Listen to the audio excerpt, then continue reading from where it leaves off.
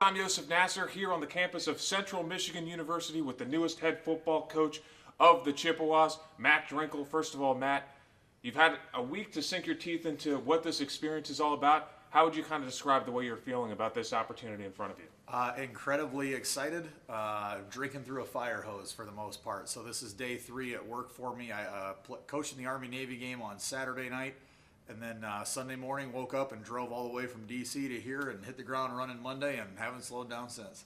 What's the biggest challenge in this era of college football, taking on this opportunity in Central Michigan when you consider things like recruiting, the transfer portal, putting a team together, putting a staff together? What's been the biggest challenge so far?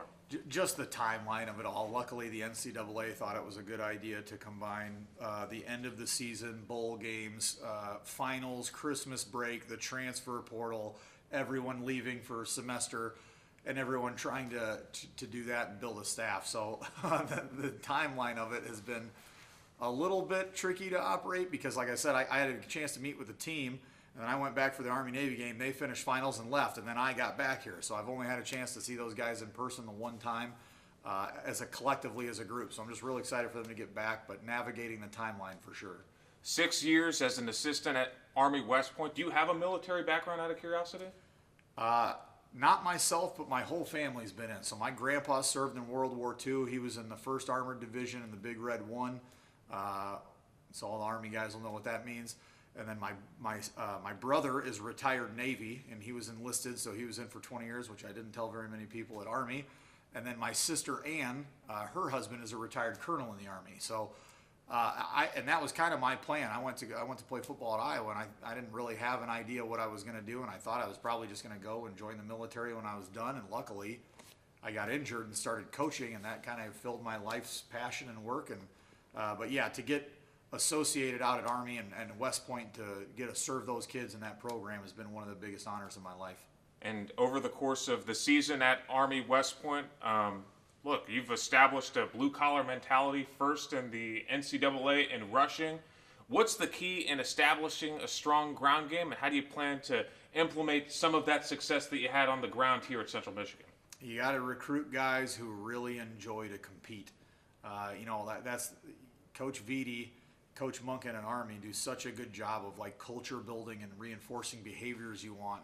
And when I got there, I was more of like a schematic person, and I really truly didn't understand the full value. And Coach Vitti and Coach Monken did such a great job of the cultural piece, making that understand that when you have a kid that we really progress from, I don't want guys to block people. I want them to try to rip their skeleton out of their skin.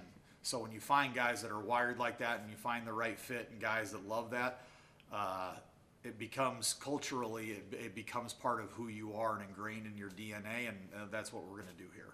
During my time here, I've been here for 2 years and some change. Central Michigan has recruited this area, Mount Pleasant, Flint, Saginaw. We've got some kids from our coverage area who were committed here. What's the plan for those recruits who maybe were expecting to commit with Coach Jim McElwain?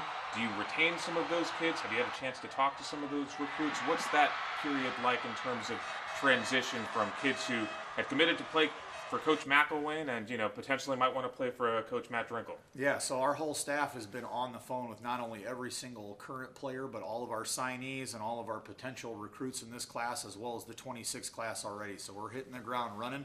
I think Coach Mack, he did a huge credit to him and his staff. They did such a great job of recruiting here and bringing in unbelievable kids.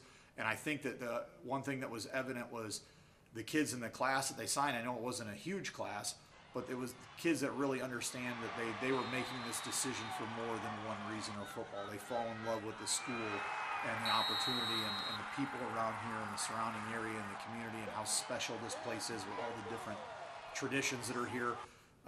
So I think that those guys did such a great job of that when Coach Mack decided to retire, they still knew that the product here was so strong and so good. So we're just excited to build on that and keep going. I'm glad you mentioned tradition because I happen to think Fire Up Chips is an iconic fight song across the entire country. And the Victory Cannon is a great battle, the rivalry between Eastern and Western. What are you most excited about this opportunity, getting a chance to coach at a MAC school and potentially, help this team get back to the MAC championship and win it? All of it, you know what I mean? Like I am here to serve the players and our staff, and I think, and I'm trying to do my best to put together a staff that really, truly cares about these kids. And our job is to serve them and support them and develop them in every way that we can.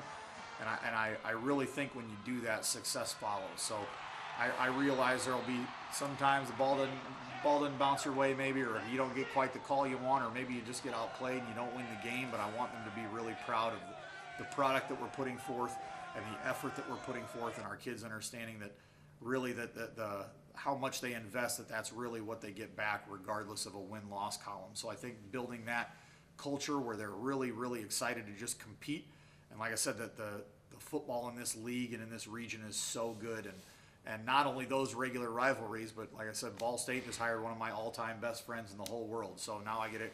That will become a rivalry game, I'm sure. So I'm just looking forward to getting out there to compete every single week, and you to play some premier action games on premier time slots on ESPN. It's going to be really fun. Awesome. Well, it's a pleasure meeting you, Matt. Everywhere you've been, you've won. You've played a role in turning around programs. I'm excited to see what you do here with the Chippewas. Appreciate you taking the time. Thank you so much for having me.